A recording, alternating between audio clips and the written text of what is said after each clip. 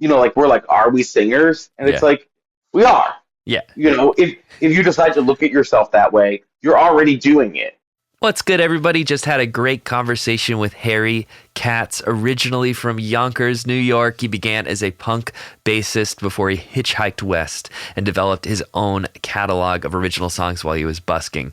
Really, really cool guy, and also just absolute music nerd. I love nerding out about vinyl records and music history and talk about a crate digger. He is a vinyl DJ. He is, Harry Katz and the Pistachios, underground famous man who is out there on the road making it happen and playing incredible music while at the same time educating his community on all sorts of really cool underground and slept on records. Before we get into that, if you have a slept on record, you can go to DistroKid, because DistroKid makes music distribution fun and easy and has unlimited uploads. That's my favorite part. Artists get to keep 100% of their royalties and earnings, my other favorite part. And you can sign up today at distrokid.com/VIP/love music more for 30% off. 1 million plus artists rely on DistroKid to get their music onto Spotify, Apple Music, YouTube, TikTok, Tidal, Instagram, and all of the major streaming services. I love it because they have a mobile app and you can check it all out on the go, check your earnings and all that good stuff. But yeah, get your music out there. We want to hear it. Just like Harry Katz, maybe someday we'll be crate digging through Spotify and things like that, thanks to DistroKid. So check that out at distrokid.com/VIP/love music more for 30% off. And I hope you enjoyed the conversation.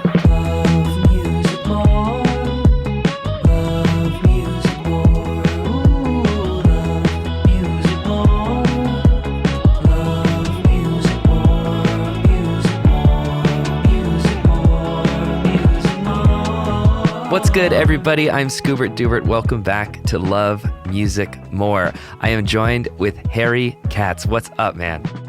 What's going on? How are you? I'm great. I'm great. So I want to talk to you about your journey of hitchhiking west as a punk bassist to now the man that I'm talking to right now, who knows probably more about 45s than everybody, except for maybe my grandpa. It started. I'm from New York, and I played in bands out there, and I was in garage rock bands and punk bands. The way it becomes kind of the lore that I was a bass player that went on the road is I started traveling with some band members, and they started going home. And suddenly, by the time we made it all the way to San Francisco, I wasn't able to be a bass player anymore because my band was gone, and we were literally just busking. So I got myself like a broken 4-string guitar. And I was like, okay, I guess I'll play guitar now. And I started learning chords and writing songs and kind of coming up with the concept of the band even then. And then there was a lot of years in between where we would throw the band together. It was kind of a side project. So I would do it, once every 6 months to 2 years. Someone would say, hey, do you want to do a show? And I was always committed to having it be Harry Katz and the Pistachios. That name kind of found us very early.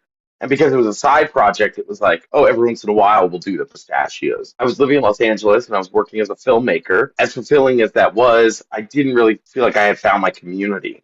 I still felt kind of like I was floating, even though I had been in LA and had a good run of things for like 6 years. And so I was like, I'm going to go back into my first love, which is music. And I'm going to do the Pistachios the way I always wanted to and actually see that project through fully. And that's kind of where you've kind of picked up on what we've been doing, and we've become a really, rambunctious live band. And then the 45 knowledge has been kind of an outgrowth of that. We just put out our own 45. As we were pressing the 45, I was like, well, I can't really only own my own 45. I think authenticity about your medium is important. So I started to collect. And so I was going out and I was buying records and I started getting into that. And then someone was like, oh, why don't you come in and DJ? So I started to spin records. And now I'm like, every week, I'm like, I got to get new records to play here and there. And for the storytelling, that's why I love the 45s, is that, you can kind of learn the story of every song. It's kind of this bite-sized entrance into it. Sometimes I find like the width and depth of the knowledge of like you think about like a jazz record and those guys who know the names of every player on every track of a jazz record, that's very intimidating. Totally. So just sticking with the 45 to start, and then it starts to connect. Then you kind of start to see the Yes. forest through the trees, so to So speak. I've got some listeners that are like 18, 19 years old. They may have never even seen a 45. They might not know even what you're talking about. They know probably what a vinyl record is, the full, Yeah. deal. What's the difference? This is a 45. It's a single, right? Two sides. It's just basically one song. You do have like a lot in the punk. You have 7 inches that will have the small hole and will be like a whole EP. But generally, 45s are singles, and then they're called 45s because they spin at 45 RPMs versus 33s, which are the bigger ones that spin at 33.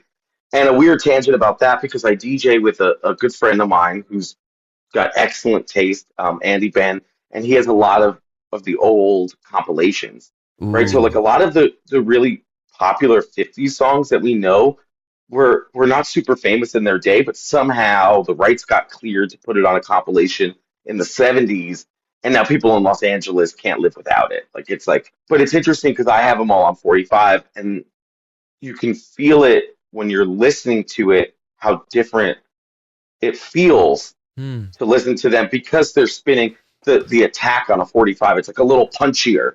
And then a Huh. 33, and I'd never thought about that before, but I was listening to him play a song that I had on 45 on a 33, and I was like, this is a little relaxing. It's like spinning slower, which is like the actual waves going slower versus when you're doing a 45 and it's spinning that much faster and kind of hitting you harder.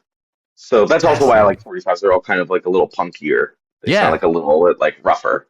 I love that. I love that. No, it does. That makes a lot of sense. And I love the edge to it. It also sounds stressful to be DJing 45s. It's like you don't have a lot of room for error. That's why I need somebody to partner with. Yeah. It's easy. You don't have to find the spot Right. Yeah. in the Okay. dark, Right. but yeah, I think I did my first DJ gig where I was doing like a full night at a bar, like 4 hours of DJing by myself. I played about 100 records Wow. that night. Oh my God. How At do the time, it was like almost everything I owned. It was like yes. for better or worse. The bar was like I was like I got to get some better records in the mix. That's amazing. So, how about the mechanics of actually DJing? Like, so you obviously have two turntables. Are you like hitting a fader to switch between the two of them? Are you trying to find things that like blend in a certain way? Are you building set lists? Are you kind of feeling it out as you go? How do you approach, especially with something that you have to have, like actual volume? It's not you're hmm going on a computer and you're building out your set and you're Yeah. pressing play. Yeah, I just fade between. I mean, it's Yeah. very in the style of Wolfman Jack, who was Okay. an Yeah. old, Yeah. Yeah. Yeah. my voice is eerily similar, my singing voice to that. So sometimes we play with that live Cool. where we get it loud and that kind of stuff.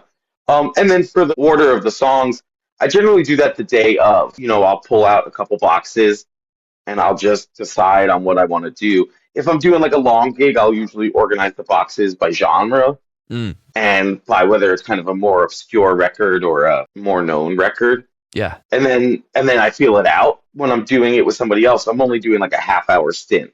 So you can Yes. bring a lot of stuff. You don't have to play everything. But when you're doing it by yourself, you kind of are playing a lot of the stuff. So I'll put it in a specific order. And then you'll have audibles. You'll have stuff. You read the room. Yeah. When people are dancing, you're like, let's keep it sexy. That's great. How does the collaboration work when you're like navigating? Is it just you're kind of pulling records and trying to find ones that you both know, or like, hey, trust me, I got this next one? How does that kind of interplay We work? take turns. So I'll Take do a turns. half Okay. hour and then he'll do a Okay. half Got it. hour. Got it. Got it. Yeah. Yeah, yeah, Cool. yeah. That makes sense. I was wondering. I was Yeah. like, are you actually? It's a I was like, "Do you want to slog. do that?" And he was like, That sounds "No, I don't stressful. want to do that." He was Yeah. like, "Get out of the way." Exactly. No, it's a fascinating thing. And I think the full circle nature of DJing is really fascinating and great and fun as a music lover to let someone that has deep, intimate musical knowledge take you on a crate digging journey. It's wonderful. Yeah, it's been a really fun way. Like, what spinning records and collecting records and really talking about records has really done. And it kind of relates back to my band insofar as like, ultimately we need for our success and our Hmm. longevity, we need to build communities Yeah. and be a part of communities. And different genres of music are those communities. So it's less about yourself as an island, for years promoting my project as kind of this unique fusion of things. Yeah. We've built a community around us but it's limited to an extent as far as it being local. But now that I've really begun to build community around music history, around record collecting, around the genres of ska and rhythm and blues and soul, it's like all these bigger worlds are opening because that's everyone's common ground, right? Like not everyone's going to care about me right out of the gate. Unless like you've written this like amazing song that people have their own relationship with, that's almost separate from you. It's like them and that song. What's good, guys? Scuba Dubert here for the Love Music More podcast, and I want to let you in on a little secret. One of my favorite new things, Minuendo lossless earplugs. So these are really, really, really cool. I've got two of them here. It comes in this awesome sweet box, but it comes with a bunch of little goodies like carrying case, tether, cleaning tools. But the real tech is in these little tiny lossless earplugs. My favorite thing about it is, one, you can swap out any of the included tips. So depending on the size of your ear canal, we're all built different. You can get a nice, comfortable fit. But there's also this little lever on these adjustable versions that can go from 7 to 25 decibels of cutting. So depending on if you're listening to new metal or jazz, you can just hit the little lever and adjust in real time. And I think that's really, really cool. You know, for the longest time, I was listening in those awful foam earplugs, and it makes the music sound like that. It just cuts off all of those high frequencies. And so I was always tempted to sneak them out a little bit. Oh, it's my favorite song. No earplugs. And then you get hearing damage. You have tinnitus after the show, and then you come back, you want to work in the studio, and guess what? Your ears aren't right. And that's why I love Minuendo, because you can just pop these in and have full fidelity with these lossless earplugs. There are two different versions. One is adjustable with the little lever, and then this one is fixed at 17 decibels. So check out Minuendo, Minuendo.com, or you can search them on Amazon and find Minuendo earplugs today. Get cracking. It's like a parasocial relationship. You know, they have that in their life. It's so embedded. And so building community around this music and its history has opened the whole world, and it's been really wonderful connecting with people. And people do find my music can connect with me about that. And it's not every single person, but there's a lot of those people. And it's like, you know, building a community. It just becomes it's been really wonderful. Yeah. Well, I totally view your social channels as the good side of social media, the light versus the dark. I flipped through your comments, and it's incredible. People are sharing knowledge and reminiscing and being like, oh, did you know that this singer actually was on this record and they got introduced? And you're kind of watching crowdsourced music history play out in your comment section. There's a few of them that there's still ongoing conversations going on. Cool. Where like, I'm like, do I even comment anymore? I feel like I'm butting in, you know? Exactly. Yeah, it is pretty cool. It's interesting you say that. I was thinking about that, about the good side of the internet, because a lot of my sources are these weird old sites from the 90s. Oh, yeah, totally. I love that those have sites. like, you know, where a lot of these guys were still alive, you know, who own these record labels, and they're these interviews, and they're just like these weird HTML sites. And it's like, this is when we loved the internet, when people like me were like, I just want to share stuff, and just coded their little HTML sites about it. So I'm trying to excavate that knowledge and keep it going. That's beautiful. Yeah, I wish there was more of that. I feel like so much of the internet now is selling something or using somebody else's platform. The wild west of, I'm just going to make something and figure it out and pull everybody together. I miss that. Do you remember the website Stumble Upon? Yes. Oh, yeah. That was great. I realized that was the introduction of algorithmic like viewing, of like scrolling. Right. Everything before then, we had to work for it. You know, you had to type in. In the old days, you had to ask Jeeve, you know. But then that site came out. I remember my dad was really tech savvy. He was really into that. Yeah. And you either got to go to something random, or it learned about your likes and it fed you stuff. And I remember how novel that was. And now we're in a cage of it. Exactly. Now it's cranked up. Absolute full saturation. It was it was a almost meditative thing too, because you just click on that button and you'd find a new website. And sometimes that website would be useful for you and your productivity. Sometimes it would just be bizarre, or somebody's art, or weird like JavaScript project. And those were fun days. Yeah. Absolutely. Yeah. Hopefully we can get back to a little bit of that. I'm starting to see more people taking I don't know, taking liberties and having fun with technology again. I think some of the barriers will come down now that more people have access to information and tools, but we'll see. Maybe it'll get worse. We'll see. It's a long arc anyway. It is. Whichever way it goes, it's a long arc. Yeah, I'm a Web 1.0 fan, let's just say. Yeah, flip phones. I want to get an iPad and a flip phone. That's my next move. So I can just have a phone while I'm out, a little map in the car, and then, for work and stuff, we can hop on the iPad. I like that idea too. You got an actual map. You're trying to drive. You're like, where the hell am I? I haven't used one of these in 20 years. Somebody pointed out you had to pull over. That's the way to do it. Okay. You pull over and look at the map. Just for all our viewers here, just pull over when you use the map and go analog. Analog navigation. Yeah, part of it's just getting lost. But I like that too as a musical. We did a tour years ago Uh, when MapQuest was still the best navigation, and we had a map, and then we had the MapQuest directions printed out, and our friend just had a map. We would race places, and we would lose every time. We would not win that. Well, it's funny to think about old technology and then to apply it to music, like recording to tape or on a console or things like that, because it actually ends up having similar effects where you're going to get to a different destination. It might be bumpier, but the act of doing it, you're going to be more present. You're going to go through different challenges. And I swear there's an element of when I use too much technology, even just like Google Maps or whatever, and you arrive at the same exact minute that it predicted that you would arrive, it feels almost like you were in a simulation or a roller coaster or something, like you're just on rails. It predicted everything you would do, exactly how fast everyone else was going, how long the lights would take, and you arrive at that destination. It almost feels like too much chaos has been tamed. Here's my cat. This is Coco. It's Coco. But I feel that way in music too, where the chaos of the journey versus the preordained, we're going to record in Pro Tools, it's going to look like this. We have this process and we get to the end. I agree. I mean, there's so much when you're off GPS of like the city, like random things that you see.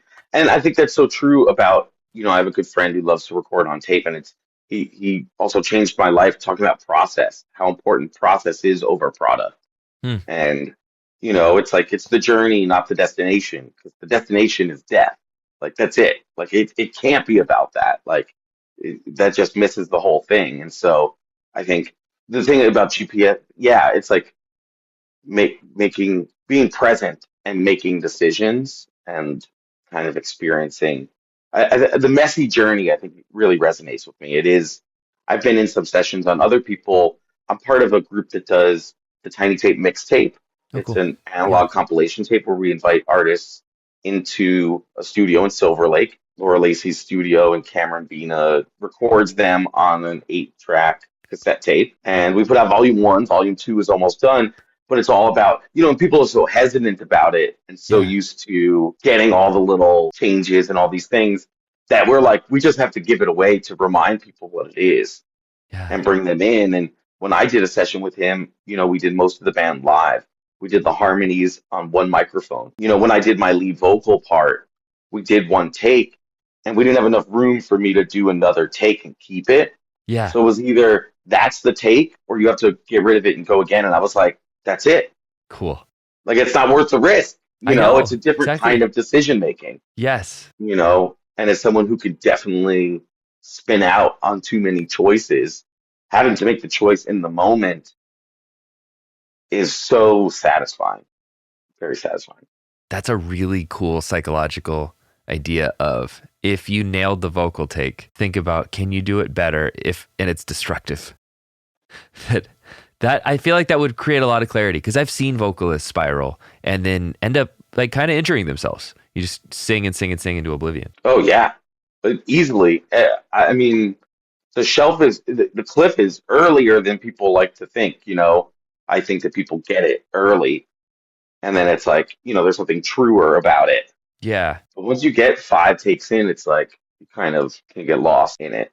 Yeah, totally. The exception being when you're writing and in the studio at the same time.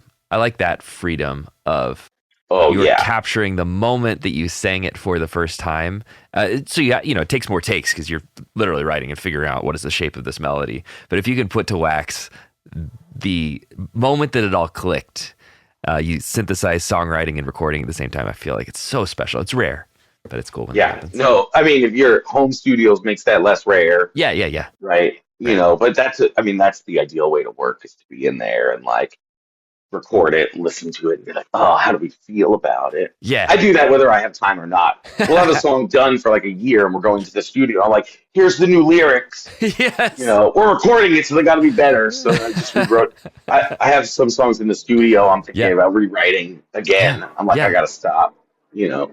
No, but But I get it. There's like a forcing function of pressure of we're actually going to make this final. When you're playing something live or rehearsing it, there is a feeling of, oh, this is cool. This sits fine. And then the moment you're in the booth and every syllable matters, and you go, wait a second. I do agree. I have a friend, a great songwriter, Dylan Warnick, and he says if you feel it in your gut that it could be better, then it could be better. So make Mm, it better. mm. And I do believe that, but I've gone the wrong direction Yep. where I had a song that had kind of like sillier lyrics Yes. that meant Yes. less, and then I wrote it, and it's now kind of a deep song about a deeper topic, and it's cool. But I was like, I listened to it, and I'm like, this is way too serious for this Oh, song you yeah. know, Yeah. especially learning all the music history, how many songs were written because they were like, oh, we need another song. And they went to the hallway and they, came up with, you know, this song like last Yes. minute, or these things Yes. kind of just, like you're saying, in the studio kind of click into place. Hmm. It's like these throwaway things kind of resonate with us so much before we have time to damp down our ambitions. Trying to get out of writing like what I think is cool Hmm. or like what I think would go great with, and I'm just like, what do I like? What makes me laugh? What gives me a real emotion? Kind of get out of like figuring things out and more feel my way through it. Yes. Yeah. The going towards the intuitive. You're not really having to step by step logic it out and say this should go here. There's room for that. That's part of the craft. Hmm. But the best moments are the ones where you're not thinking, you're Yeah, just doing. yeah. When you're making so much and then it starts to kind of just come out Yeah. any And way it can. it's like athletes, all the things of finding that flow doesn't just mean you're in a higher state. It also means that you're getting out of your own way. Yeah, that's what you have to do to get into flow is get out of your own way. That's the prerequisite, in fact. So true. And it's so hard. It's so hard. It's like meditating, right? It's Yeah. Yeah. like you get it for a glimpse. You're like, oh, that was it. Okay.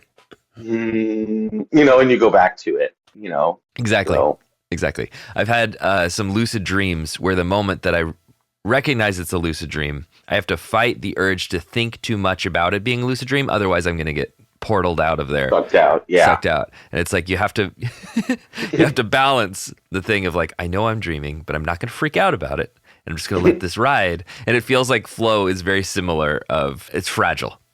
You can That's right. pop that bubble. It is. Yeah. It is. Yeah. You got to keep it in the air, keep it moving. Yeah, which is, I suppose, part of the reason why studios are designed the way that they are, and also why it's better not to really have too much phone and technology and distraction in a studio because you're trying to seal yourself in with all of those sound waves. You're like hermetically sealed in a space that is capturing audio and at the highest fidelity. And hopefully you're able to use that and achieve flow. But it's also a risk because sometimes you're in a studio and it's intimidating. And then you lack the ability to get out of your own head because you're like, it costs this money. I'm doing this. The pressure's on. People are listening. Finding to me, the right strangers. place Yes. is so important. Yes. And I have a friend who's a great producer and he works in all kinds of studios. And he was telling someone else, it was like he saw this artist that he really loved. Hmm. But he was like, I want to produce her stuff. But he took her to someone's bedroom studio first and they made something there. And then the second time, they went to a basement studio and it was a little upgraded. And then the third time, they went to a real studio and it was like letting people, you gotta get your Smart. reps in. Yep. Jumping to Sunset Sounds is not going to make the record. Like, especially nowadays, like if you could make a good record there, you could have made it at home. You know, I Uh-huh. think you're right. It's like not getting into a place where you're intimidated.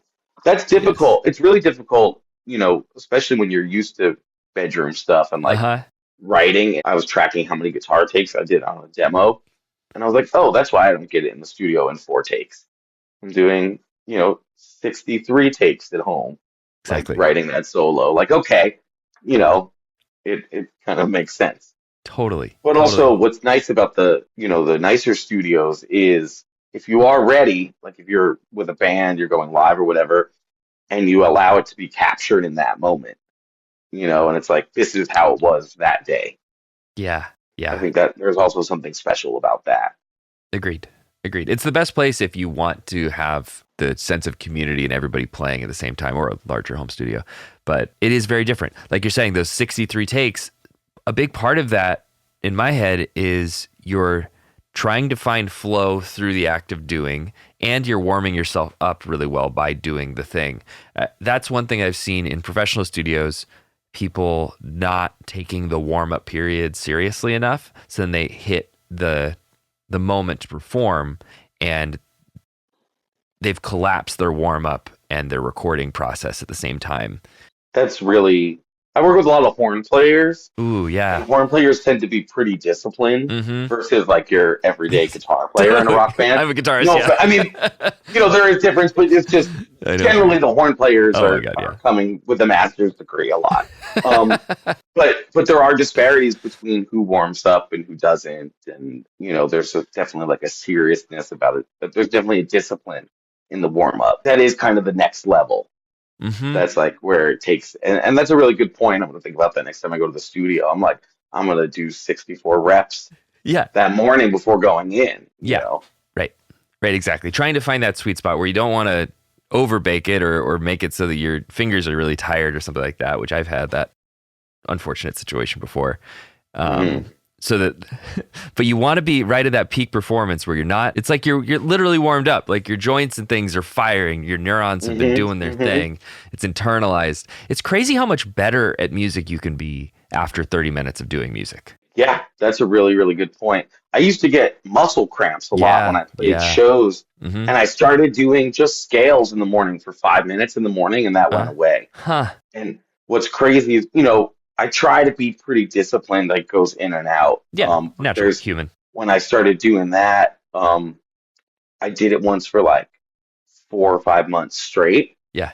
And the way you play a show after that versus doing it even just like 4 weeks before, like you can just feel in the strength part of it, Yeah. like it's quicker to get warmed up. You're just like, So but true. So yeah, true. that's why you got to play. At least play every day Yeah. is ideal, you know. Yeah. Agreed. 'Cause I Agreed. keep it. You can't see it because of the Oh, yeah. It's fading in and out. sorry, but The yeah, but little flickers. Oh, it looks cool though. yeah, Beautiful. so keep it plugged in next to you You keep it all the plugged in time. next to you? That's smart. I should Yeah, do the same thing here. I should just yeah. do that. That's fun. In case something comes up, you know. Yeah, totally. Exactly. What kind of pickups do you have there? It was flickering a little bit. Just curious. Oh, some Seymour Duncans Nice. on the bottom, Oh yeah, I see. I see. And is the top a lipstick pickup or a humbucker? Little mini the humbucker? humbucker on Nice, top. nice. Yeah. Very, very cool. Yeah, I love the idea actually. I'm gonna do that. I'm gonna steal it. Just keep the guitar plugged in all the time and just pick it up anytime you want. I like that. Yeah, exactly. I used to have a really long cable, so you could just walk around the apartment with Yeah. Cool. Like, hey neighbors. it. I have pretty cool neighbors. Yeah, it's good. I That's have to good. admit, I really do. Music fans all around. Hey, Yeah. good, good. No, it's an important Oh, thing, and it's yeah. funny how I don't know, in New York, some of my New York friends, they've got neighbors, and they will do like workout tapes and stuff and jump around upstairs and be like, whatever. And then in Yeah. LA, it's like all the music friends, they'll be like practicing saxophone for 7 hours a day. And they'll be like, they can survive. I'm good at saxophone. Yeah. That was funny. I was doing a piano part and I got a call from one of my neighbors. And I was like, she was like, do you have headphones? I was like, this never happens. And I was like, I need to practice piano more. Before I Yes. go open loud with the windows open, I gotta do my reps there. The guitar I can pull off. Exactly. The piano, I'm clearly not there yet. Exactly. Yeah. Nothing gets the cops called faster than a teenage drummer in a garage.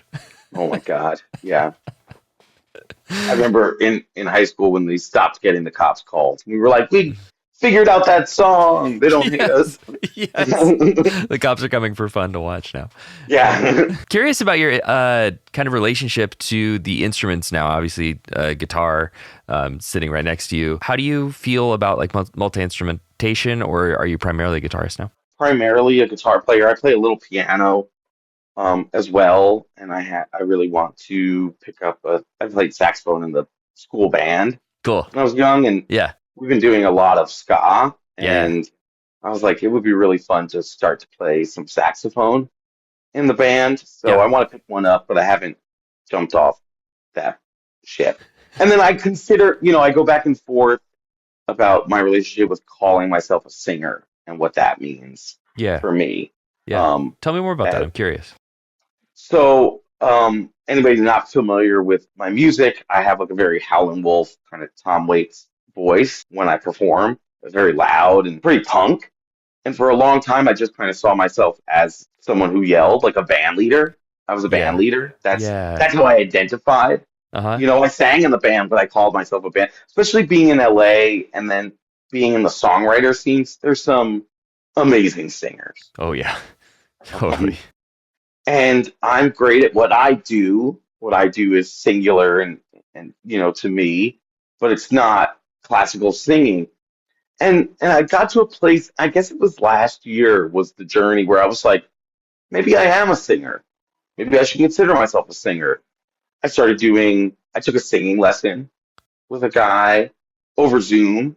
It was okay. Hard to do over Zoom. I recommend them in person. Although I have a lot of respect for that guy. We did a collaboration later, and Oh, cool. he was like kind of the way I like to collaborate. I learned a lot in that Mm. session. Mm.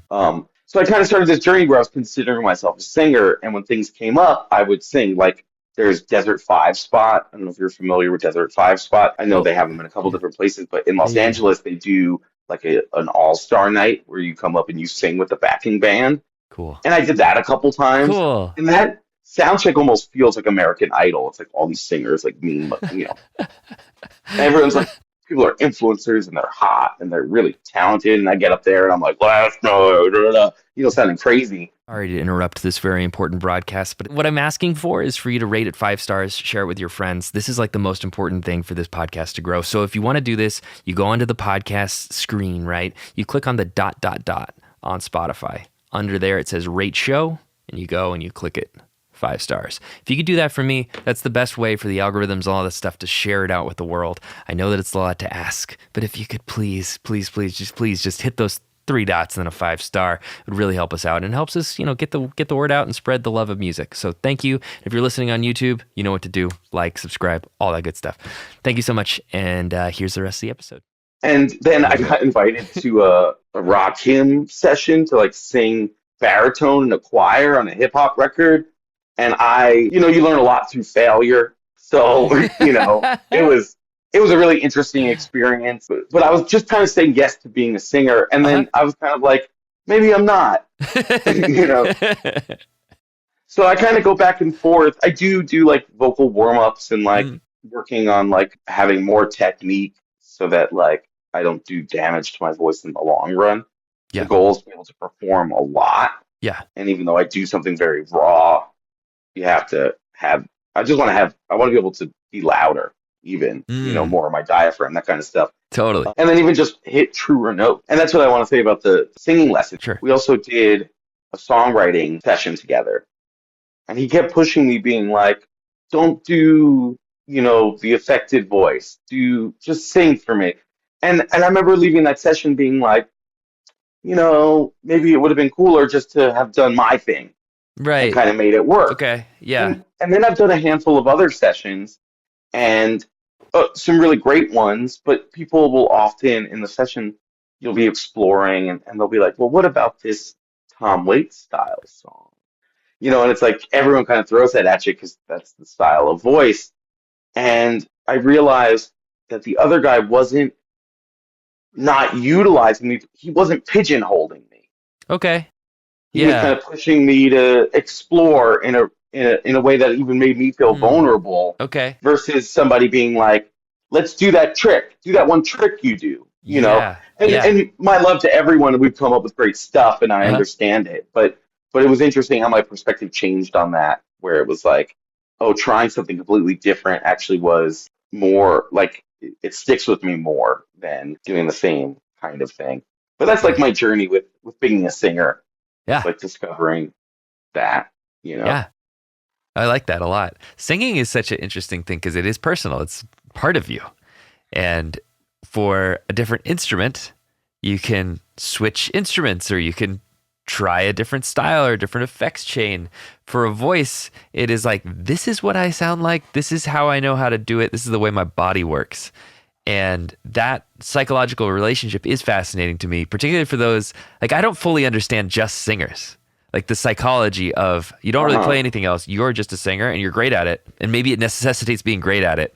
But I feel the same way where it's like singing is something I do, but not an identity and something I've always been a little uncomfortable with, just because it's so personal. Yeah, I don't like to do karaoke, Yes, totally.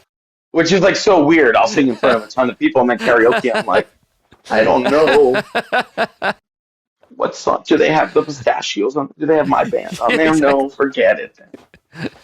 Like, but yeah, it's definitely an interesting thing to identify with. But what's funny about it is that, and I often find this stuff where things that you are grappling with the identity of, like we're like, are we singers? And it's Yeah. like, we are. Yeah. If you decide to look at yourself that way, you're already doing it. So Right. you are that, and Yes. so sometimes these things that feel kind of strangely unattainable, Uh-huh. we're actually already Totally. are, Totally. Totally. you Totally. know. Yeah. I've Absolutely. discovered that a lot on my journey is that arriving some places kind of realizing, oh, we've been here for a Mm. while, Yeah. Really well said. Really well said. And everybody has their own journey and their own set of pipes. Like, it'd be nice to sing like Bruno Mars. That'd be cool. Can't do it. Never going to be able to do it. Not built like it. Doesn't matter how much I practice. I'm not going to. Bruno Mars's voice is not going to come out of this mouth. Yeah. And if Bruno Mars's voice came out of my mouth, what I would be doing would be so boring. It just That's wouldn't, awesome. it doesn't make Yes. any sense. I had one of my singers, we were talking about this. Yeah. She was like, if you sang like that, I wouldn't have joined this band. That's not Cool. what is awesome Yeah. about this band, Yeah. Totally. Because Totally. I like another that. friend of mine just said, and Uh-huh. he meant it in a really nice way, but he loves the band, but he's always a little funny about my voice. He's always like, "Oh, well, it'd be nice with like a more clear tenor on this." But he said that he sent his record to someone, and they Uh-huh. were telling him, well, you got to work on your voice." And he was like, "I don't have to work on my voice. Have you heard Harry Katz and the Pistachios? They're really successful, and that guy, his voice is crazy." So I was like, "Well, I'm glad I can inspire you to love what you do." Yeah. Yeah. And I think that's ultimately what I told him is like being really authentic Uh-huh. and beyond being authentic and unique. What I was saying was, and I was talking about this with a producer friend of mine, is does it does it sell the song? Like, or Yeah. do you believe it Yeah. when I'm singing it? If you believe me when I'm singing it, then that's all that matters. Yeah. I was reading Randy Newman's biography, and that's a lot of the feedback on him. Like, did he have this immaculate voice? No, but you believed it. And when you believe, like, and that goes way further than anything, way further than technique will take you, because technique, almost anybody can learn if you put in the work. But to make people really believe what you're saying, for you to believe in yourself enough to do that, and that's something I can't even rehearse. Like I hold back in rehearsals. I Yeah. just saw, do you know Bloodshot Bill? Have you seen him?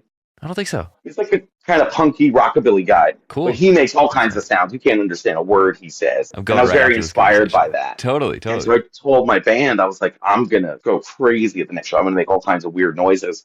But I don't know how to rehearse that. Yeah. I Right. did it.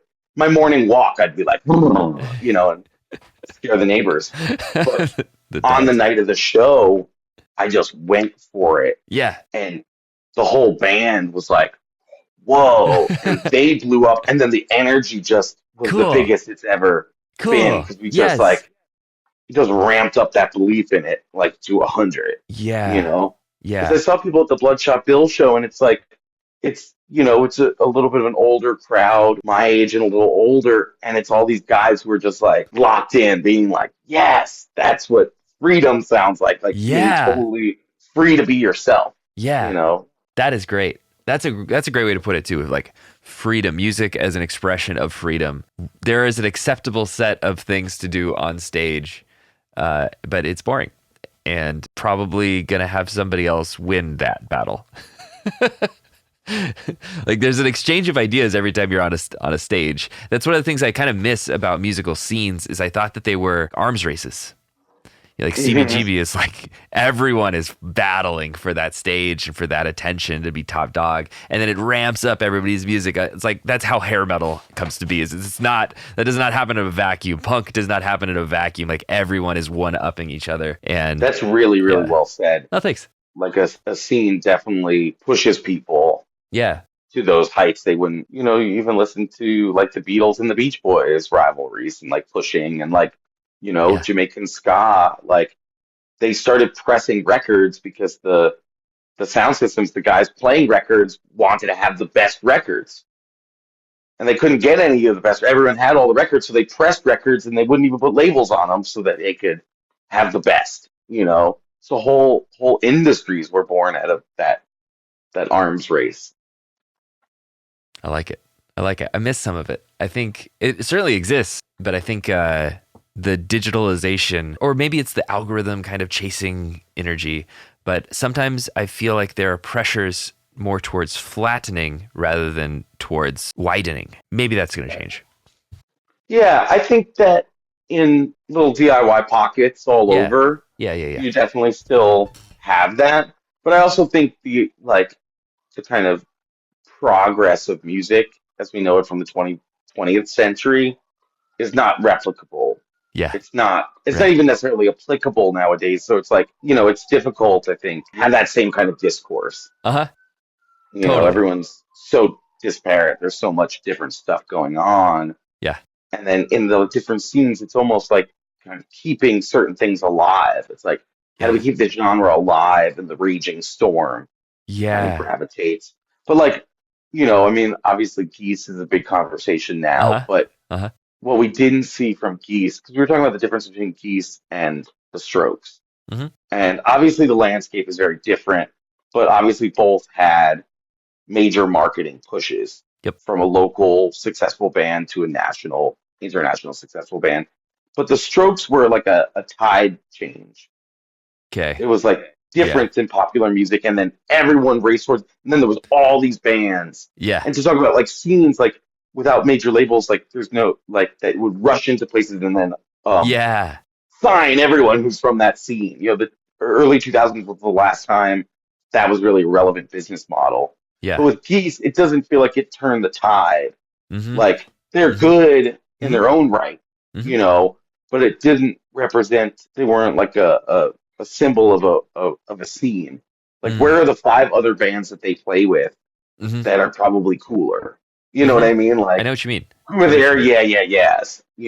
I get what you mean. That's also an interesting thing about why a musical scene would form in the first place is that there's that opportunity. Somebody breaks out and then everybody, even tangentially related, like a Blondie type situation where, Hmm. yeah, it's almost like being part of the scene increases your likelihood of being able to break out with the scene. And whether or not those dynamics still fully exist, I don't know. Yeah, it's a really good question. It's a good question. I mean, there's definitely some sense we were down in at South by Southwest, and the country Americana scene is very booming right now, and it seems to be a lot of connections from throughout the country. Mm. So there's definitely like worlds in there, although it Yeah. encompasses a lot of different genres. Yeah. But that seems to be kind of a popular Hmm. scene right now that kind of goes all the way from the bottom all the way to the top, Yeah. where there seems to be kind of opportunity, Mm. right? Like it's like, oh, people will come and dance to my band if we're wearing a Yes. cowboy hat. It's like, Yes. oh, I could win a Grammy if I'm playing in a cowboy hat. It's like it's Hmm. kind of like there is a road, a ladder up in that genre that like I know a few people who were like kind of indie folky 10 years ago who like 6 years ago stopped doing that and went to a different route and they were like, damn it, why did I stop doing that? Like I should have stayed in that lane. Do I go back to that lane? What do I? No, it's true.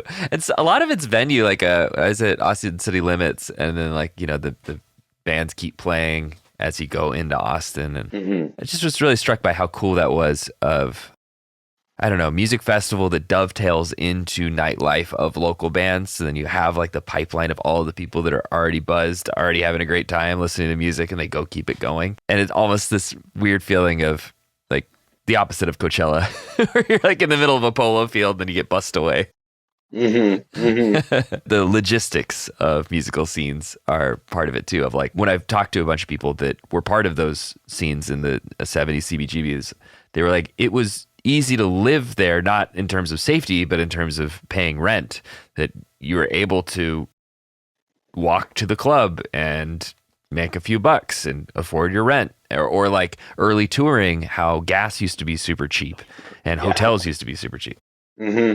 Well, it's interesting. I saw this is floating around the internet, right? Yeah. It's like, why are people not having house parties anymore? It's like Uh-huh. nobody owns a house. But Yeah, exactly. but Nobody's young and oh yeah. friends of mine just opened a new rehearsal space, Main Street Studios. Shout out to them. Cool. Um, in Chinatown, and they're taking a pretty big risk to get Yeah. this going, and they threw a show there. And I was there, and I was like, they're throwing a house party. Like, Huh. if they're doing the like really difficult work of having a community, having a Yeah. scene, right? Yeah. Because like with CBGB's, there was a club owner who was like, sure, you know, and these rehearsal spaces are a part of it. It's like Hmm. creating a space that allows for that kind of delinquency Right. to take Exactly. place. Who Exactly. the adults in the room who will take responsibility for the delinquent, and I was like, man, because I was skeptical at first, though, you're Yeah. skeptical. People are like, I'm doing this risky thing. And then I Yeah. was like, I gotta switch it and be like, this is the coolest thing going on. Yeah. Like, this is important. Yeah. Like, if they, with their success, if they can get a bunch of young bands in there, when they Uh-huh. get a bunch of young bands in there, Uh-huh. those young bands could become a scene that could Yes. breed five of your favorite bands you never heard of, you Totally. know? Totally. And in a way that they would only have connected or cultivated or grown in that community too.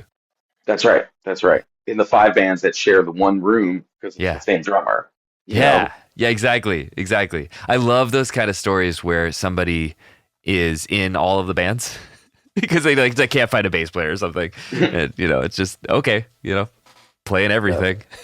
yeah, absolutely. Such a great way to grow. So really curious about kind of what's next for Pistachios and what you got coming up. We are putting out an EP. We have two singles out right now, and then two more songs on that EP are coming out. That's with we put out our own 45. So we have that up online, circlebackmusic.bandcamp.com. And then we're doing an East Coast tour. So it's a ska two-tone EP. It's called The Last to Know because I was the last to know we were a ska band. We literally played a show in That's New so York and good. someone was like, I get it. Secret ska.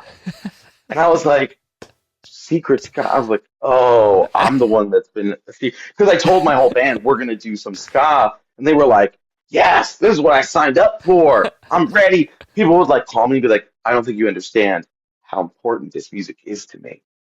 Thank you. Like it just like suddenly clicked, Huh.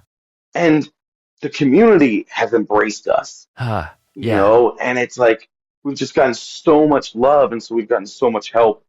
Eric with 413 Ska, and he does shows and direct support media is working with us. Mishi is really great, and my manager has been a big proponent of Ska and helped kind of put together the producer and another friend of ours who we wrote a song for. He wrote a song that we did a Ska version of. Cool. So it was kind of like a big team community effort, Yeah. and it's been this wonderful thing. So we're going to the East Coast. We're going to play 6 dates. Sweet. New York City, the Hudson Valley, Jersey, Connecticut, Rhode Island, and Western Massachusetts. And then we're for the West Coast. I guess by the time this airs, it'll probably be announced. But we're doing August 16th at Alex's Bar. with Calypso's Curse and Too Much Fun Club. And that's a matinee. So we're doing a free show matinee at Alex's Bar. They're Cool. both other ska bands, but it's kind of a dancey night. So Cool. that's what's coming up for our summer. Amazing. Amazing. How are you prepping? I have like a partial East Coast band. Yeah. Oh, cool. Cool. So, Yeah. because I go out, I'm from New York originally, so now Yeah. I go out once a year. Hmm. And basically, my good friend Mike Hollis, we did like a little trade. I went out there, he helped me put together a tour. He came here, and I returned the favor. And we grew up together, and we're both still really pursuing music in a serious way. So, Yeah. the relationship has stayed very strong because we have a lot still to talk about. Uh-huh. And then he learned the book, he learned the music, so now that's like the curse of the You're in. pistachio. Once you learn, you're in forever. And so actually, I got a guy, my buddy Dylan, who's playing with us, and Dylan was in the Pistachios in 2008, Cool. and so I Awesome. dragged him back in. Yes. And we got some really great other players with us. So getting them all the materials, and we're getting all the merch together, all t-shirts and records and stickers and stuff, practicing my scales. And then my two singers that sing with me out here in California are coming with me. Nice. So Cool. we're gonna work on a couple things, add in a new cover and stuff. Awesome. I love talking to people pre-tour because you have so many things kind of all up in your head, and they're like 15 different jobs in a normal business or something like that. And the artist is like, "Yeah, I'm getting stickers printed over here. We're doing this other rehearsal, vocal only. I'm doing the logistics. I'm figuring out the hotel." Yeah, it's been crazy. It's crazy. Earlier this year, I was doing a big stint of writing for a new record, Hmm. and I got to a place where I was like, I actually need to stop writing right now because I need to focus on this tour. I was like, Yeah. and I was like, yeah, I'll just work on the tour for 2 weeks and get back. And it's been like a month, and I'm like still working on the logistics. I was like, this was a good call. Exactly. Exactly. And I think it's fun for And music fans to know, like, this is what goes into this. This is the oh whole yeah, I'm picking breakfast places. We don't have a van for it because it's kind of all satellite shows from New Yeah. York. So I'm working out carpools Yeah. and hotels, and there's still a lot of new markets. So it's a lot of like where we're gonna, it's a lot of finagling and figuring stuff Yeah. out. And, Yeah. what's cool is you end up building a lot of relationships that will lead to the next tour. So I Yes. got in touch with a band that I'd been trying to reach for months. Cool. And actually, he hopped into my comment section of one of my music history posts. Yeah. He's like, hey, I heard we're doing a show together. I'm like, so I messaged him and I was like, look, I have a show on this date, but let me know right away. And it didn't Yeah. work out. But he was like, but for next year, hit me up in advance and we'll do a Sweet. couple shows together. Yes. Nice. And I'm like, there we go. and this is a guy I could be like, hey, this is our guarantee. Like, it's like Yeah. an elevated thing.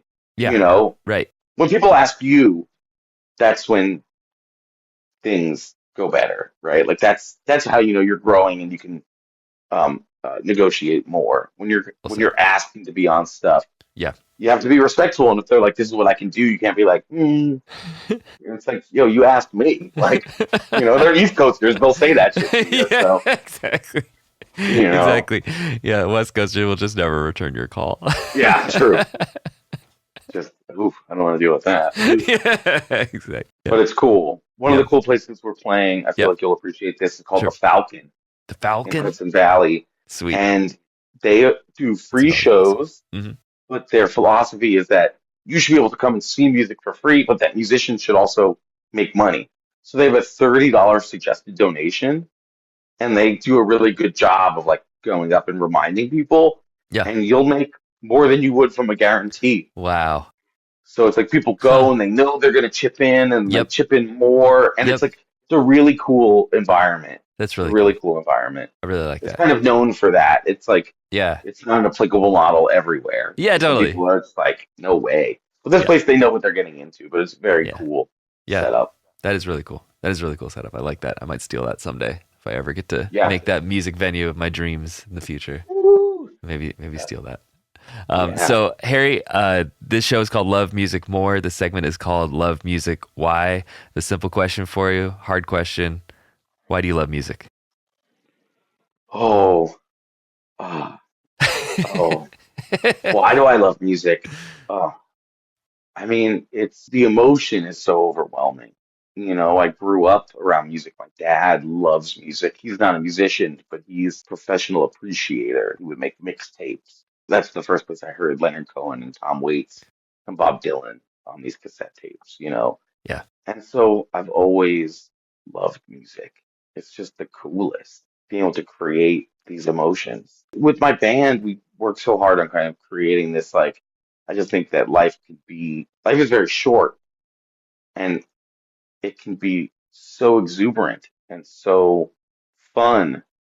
And I try to create an environment that makes that happen, creates an environment where that can happen, where you can discover yourself in that state, you know, that collective Yes. effervescence, Mm. you know, and I love making music that kind of different generations can get down to, that everyone can kind of find their way to it. You know, we were talking about the digital stuff. So much stuff is flat on screen. And, you know, with what I love to make, like the original before theater in Greek times, right? Like it was pageantry and parade, the original theater when there was no difference between the spectator and the performer.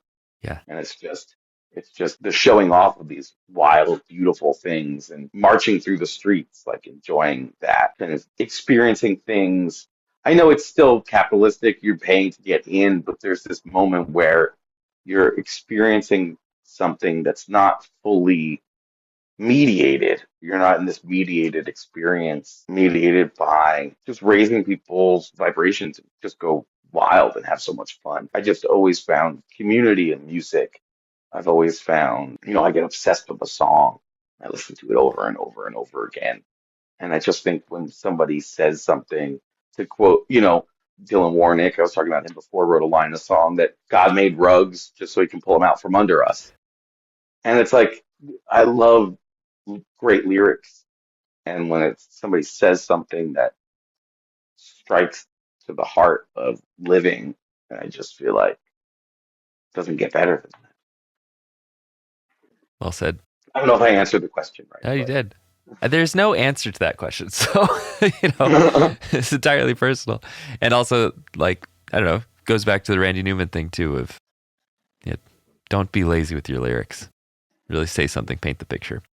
Yeah, very nice. Well, where can people get in touch? Where can they listen to your music, learn more about music history, and pick up a 45? So you can find us everywhere. It's the Pistachios, Harry Katz, and the Pistachios. We're on circlebackmusic.bandcamp.com and everywhere that you listen to music. And then I do most of my posting about music history on our Instagram at Harry Katz and the Pistachios. And you can send me a DM there and I'll send you a link to whatever you need. Awesome. Well, thank you so much for taking the time. Super fun conversation. Oh, this has been great. I wish it could go on for longer. I know, exactly. This felt like one of those episodes we could have turned into a 3-hour one, but Yeah. haven't gotten to that deep end of podcast yet. Yeah, we'll bring me back another time when you do the 3-hour version. Yeah, exactly. Well, until then, thank you so much, Gary. Okay. Thank you. Thank you.